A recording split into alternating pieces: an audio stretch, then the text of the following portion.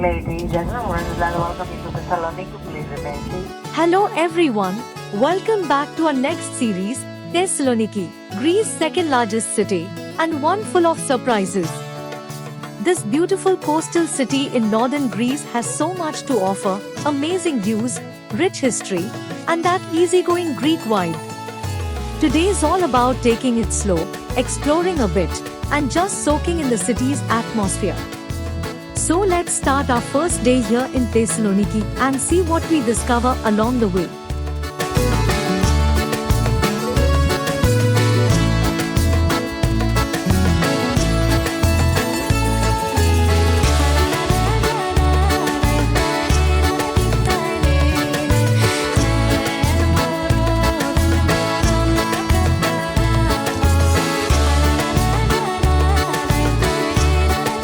Thessaloniki's upper town, Anopoli, is the city's oldest neighborhood. White cobblestone streets, stone houses with colorful shutters, and little wooden balconies make it feel like stepping back in time. The streets open up to breathtaking views of the city below and the sparkling Aegean Sea. Standing beside them are the ancient stone walls, reminders of Thessaloniki's long and fascinating history. It's peaceful here, perfect for slowing down, taking in the sights, and feeling the charm of this beautiful city. Vlataro Monastery dates back to the 14th century and was founded by two monks who came from Constantinople. It's one of the few Byzantine monasteries in Thessaloniki that's still active today. Over the centuries, it's become a quiet refuge, a place of peace, faith, and timeless charm. Sitting high in the upper town, it's a peaceful spot surrounded by stone walls, red-tiled roofs, and quiet courtyards. From here, the views are stunning, the whole city and the Thermae Gulf spread out below. It's the perfect place to pause, enjoy the calm, and take in the beauty and history of Thessaloniki.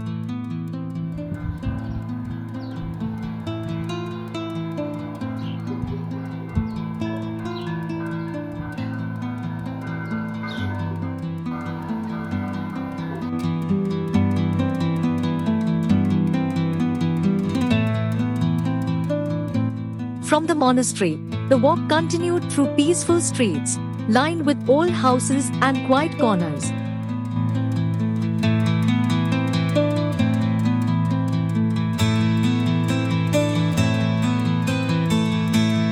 The path climbed gently uphill toward Heptapergin Fortress, and though it was a bit of a hike, the views along the way made every step worth it.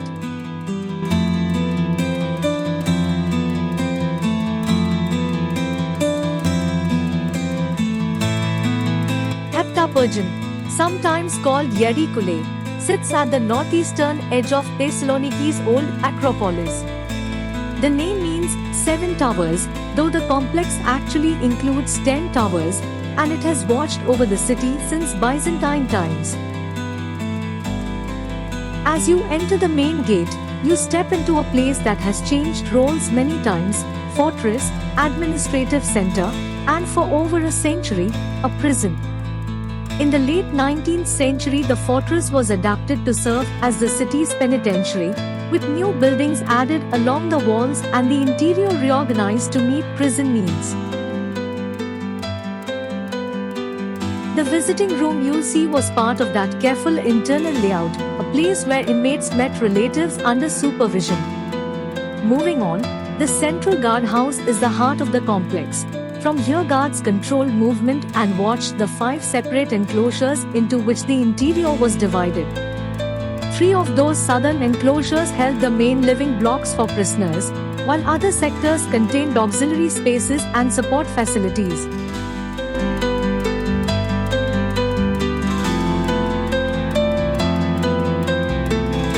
The prison chapel, dedicated to Saint Eleftherios, is a quiet, ironic reminder that freedom was always a hope inside these walls. The chapel's presence shows how spiritual life and punishment existed side by side here. The southern part of the fortress once housed the women's quarters and the main administrative rooms. Over time, new buildings were added, turning Heptaburgen into a small, self-contained community with dormitories, staff housing, and everyday service rooms hidden within its massive stone walls. During the 20th century, it also held political prisoners, a chapter still remembered in Greek songs and local stories. After visiting the interior rooms, we climbed up through the towers and circled the ramparts. From the top, the sweeping views of Thessaloniki and the Thermae Gulf make clear why this high, defensible spot has been so important for so long. We spent some time just soaking it all in, the warm sun, the soft wind, and the endless panorama of the city below. It's amazing how from up here, everything feels so peaceful, like the perfect spot to slow down for a few minutes and really appreciate Thessaloniki.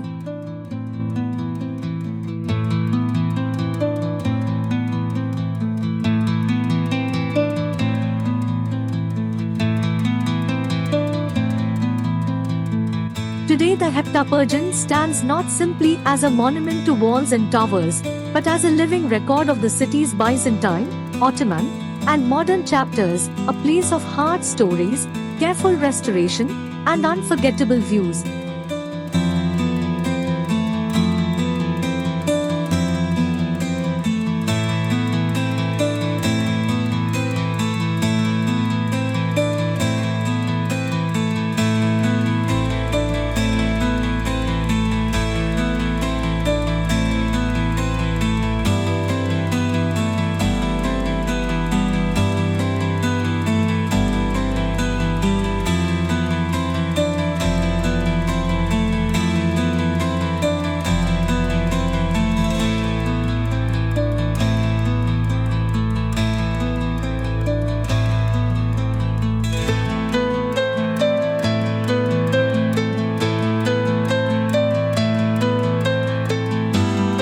After exploring the fortress, we made our way down and caught a glimpse of the old solitary confinement cells, a quiet reminder of the fortress-led history. Just beyond, Thessaloniki's Acropolis unfolds before you, with its ancient walls, hidden cisterns, and scattered ruins telling stories that go back centuries. From here, you can really feel the city's rich past and see how these historic sites are tucked throughout Thessaloniki, each one offering a little window into the life of the city over time.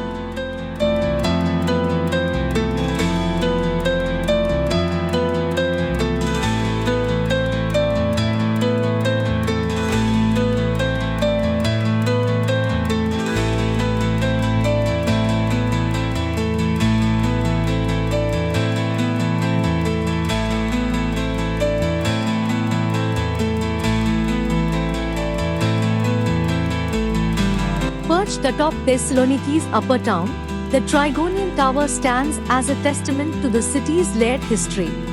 As we step inside, the thick stone walls and the tower's unique architectural features become evident.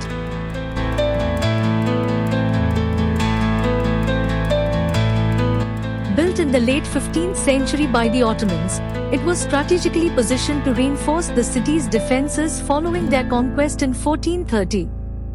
Its cylindrical structure, approximately 22 meters tall and 24 meters in diameter, was designed to withstand sieges and invasions, serving as both an artillery tower and an armory. Unlike the White Tower, which stands on level ground, the Trigonian Tower's foundations are built into the sloping terrain, giving it a distinctive presence. Its design includes two levels with a vestibule, gun emplacements, and observatories, showcasing the ingenuity of its creators.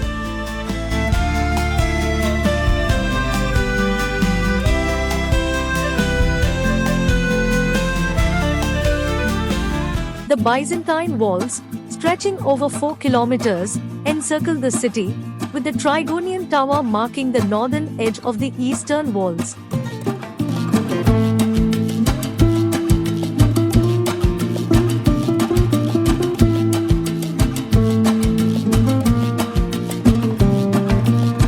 Ascending the tower, the view opens up in every direction.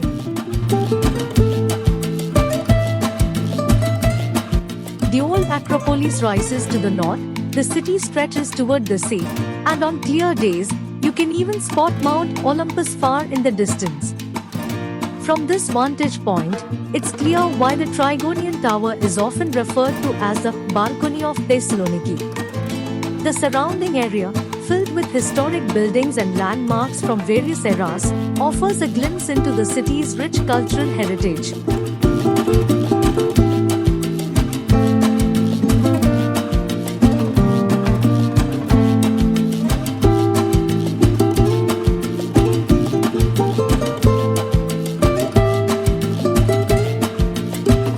Thessaloniki is full of churches, each with its own history and charm. From grand Byzantine basilicas to quiet, tucked-away chapels, they offer a glimpse into the city's rich spiritual and cultural heritage. Walking through the city, we admire the serene beauty of the Holy Church of St. Paul the Apostle, with its peaceful interior and intricate details.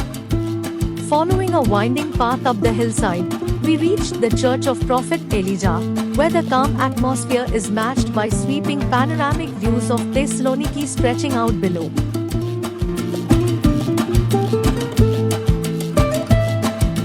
Exploring the Roman Forum, it's easy to picture the city as it was in Roman times.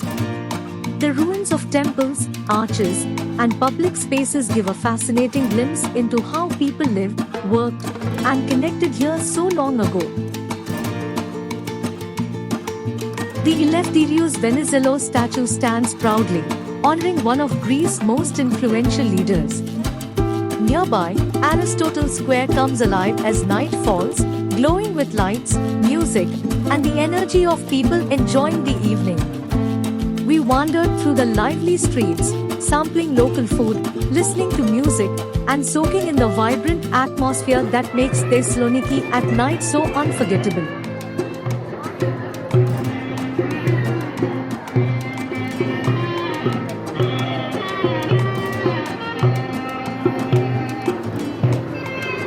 That's a wrap for today in Thessaloniki. We've explored incredible sights, enjoyed delicious food, and felt the city's lively energy. But our adventure isn't over yet. There's still so much more to see tomorrow, and the rest of our Greece trip is waiting. Thanks for joining us on this journey, and make sure to stay tuned for the next part. You definitely won't want to miss it.